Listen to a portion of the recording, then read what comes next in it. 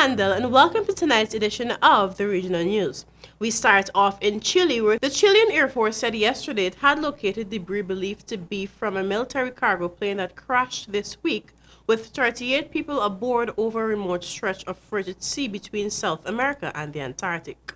The debris was found 30 kilometers south of where the plane last made contact, the Air Force said in a statement.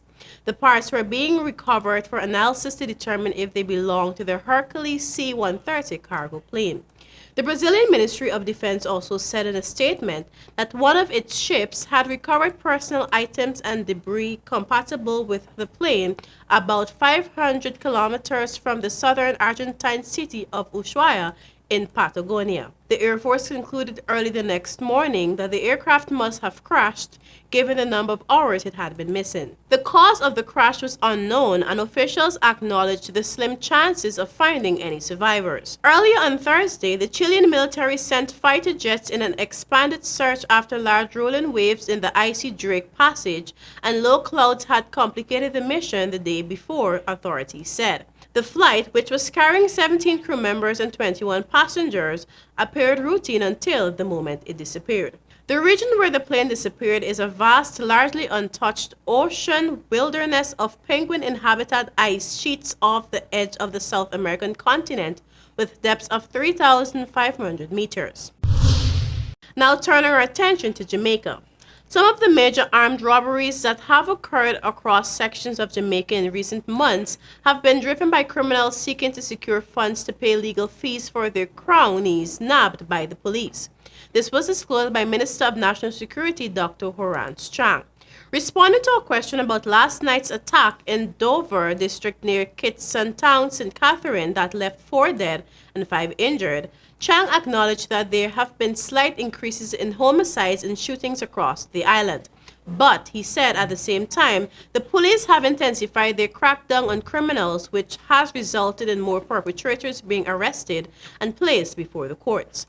According to Chang, criminals have turned to more armed robberies to get money to help pay for legal representation for those in custodies. Criminal matters in Jamaica can take months, even years, before being settled, and accused persons can rake up high-level costs. Turning our attention now to Trinidad and Tobago. Friday, December 13, 2019 is the last day the U.S. Embassy in Port of Spain will accept the $100 Trinidad and Tobago bills for some services. In a press release yesterday, the U.S. Embassy said as of Monday, December 16, 2019, it will only accept the new 100 Trinidad and Tobago dollars polymer note for in-person cash payments for consular services, including passport and other services for U.S. citizens, non-immigrant visa reciprocity, and petition-based application fees and immigrant visa fees. The embassy is also encouraging applicants to consider paying fees via credit card during the transition period to the new polymer notes. According to the embassy, the notice does not pertain to the payment of the $160 non-immigrant visa application fee, which must be paid at a Scotiabank location prior to the visa interview. The U.S. Embassy is also reminding persons that it does not accept online payments for this fee. And finally, Minister of Rural Development and Local Government of Trinidad, Kazim Hussein, says his team is on the ground and responding to flood victims throughout the country. Hussein said the Municipal Emergency Operations Center of the ministry has been partially activated following reports of flooding mainly in South Trinidad, and he advised citizens to be cautious when traversing areas experiencing the impact of inclement weather such as flooding and fallen trees.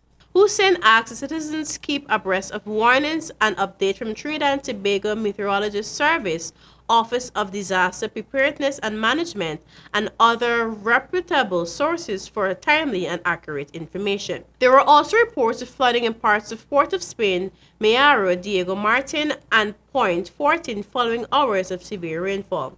Shelter managers have been alerted and shelters will be activated as the need arises. And back to you, Handel.